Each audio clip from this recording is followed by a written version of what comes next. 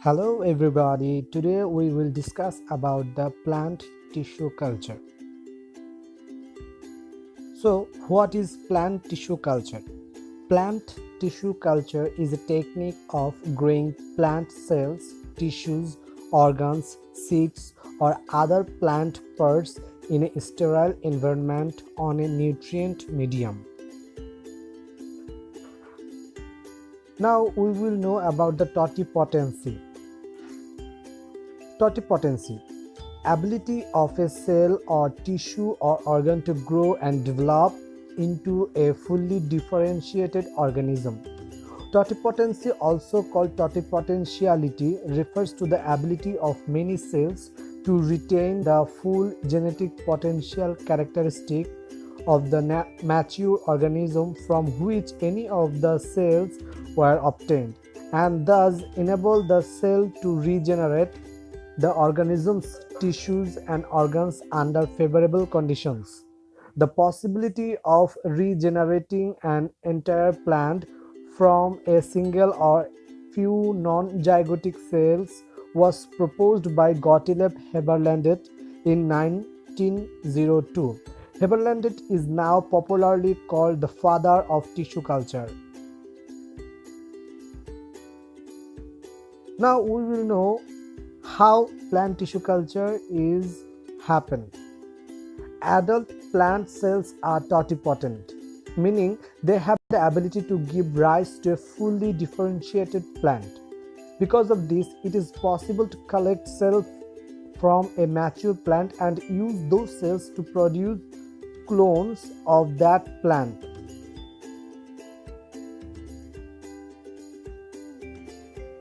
Why do plant tissue culture?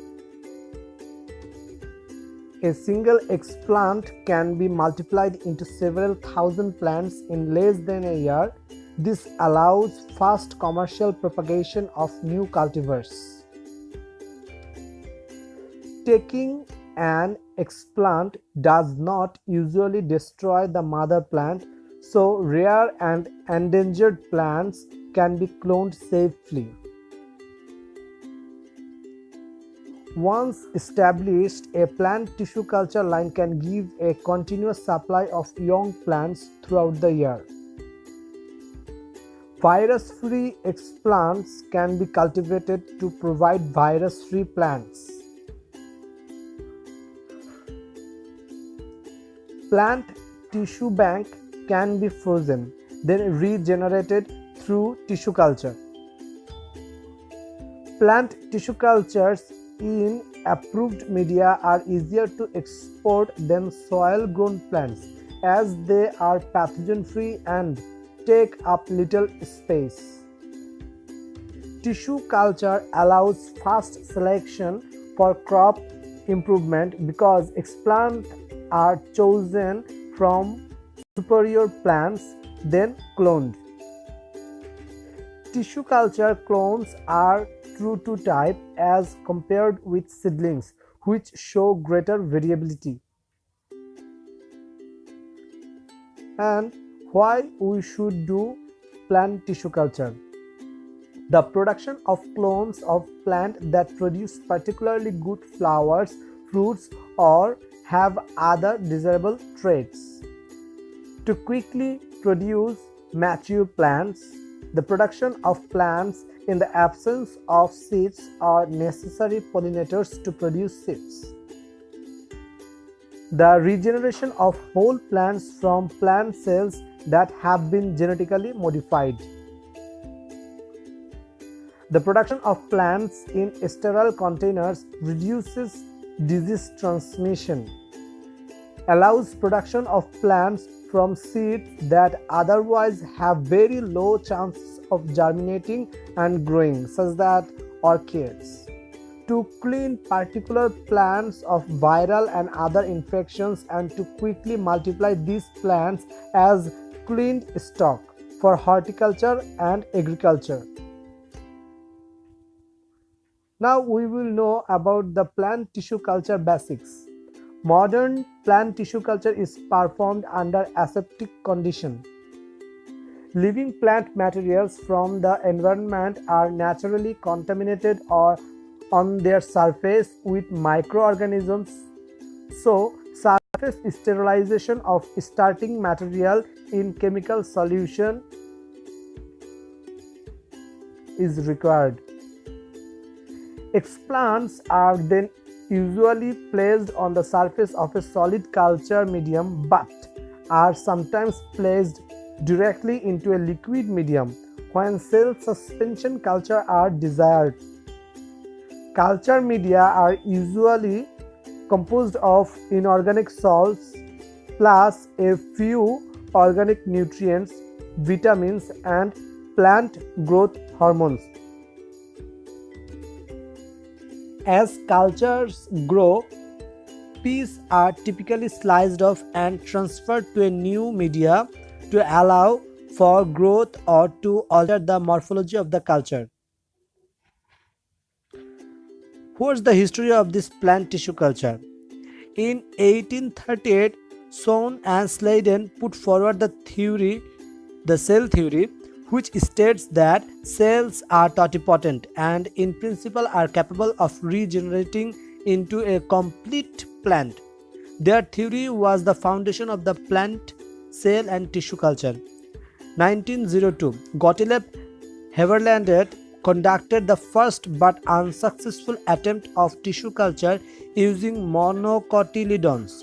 He first gave the concept of totipotency in tissue cultures. He is popularly called as the father of plant tissue culture. 1926, F.W. Went demonstrated that there were growth substances in the calyptiles from oats. 1934, White generated continuously growing culture of meristematic cells of the tomato on medium containing salts, yeast extract, sucrose and 3 vitamins. This established the importance of additives in tissue culture. 1939, Successful continuously growing cultures of carrot and tobacco. 1948, Formation of adventitious shoots and roots in tobacco. 1952, Virus-free dahlia through meristem culture and first successful micrograft in also 1952. 1953, Miller and Skoog discovered kinetin, a cytokinin that plays an important role in organogenesis. 1953, haploid scalars of ginkgo biloba produced from pollen. 1954, first plant grown from a single cell. 1957, root or shoot formation in culture depends on auxin-cytokinin ratio. 1958, regeneration of somatic embryos in vitro from citrus. 1958, pro-embryo formation in callus clumps and cell suspension of carrot. 1960, enzymatic degradation of cell wall for protoplast formation. 1960, vegetative propagation of orchids by meristem culture. 1962, development of the Murashige and Skoog medium. 1965, induction of flowering in tobacco tissue in vitro. 1966, Stewart demonstrated totipotency by regenerating carrot plants from single cells of tomato. In the 60s and 70s, Murashige cloned plants in vitro, raised haploid plants from pollen grains in many plant species, first achievement of protoplast fusion. In the 70s and 80s, beginning of genetic engineering. The plant tissue culture applications are stated below.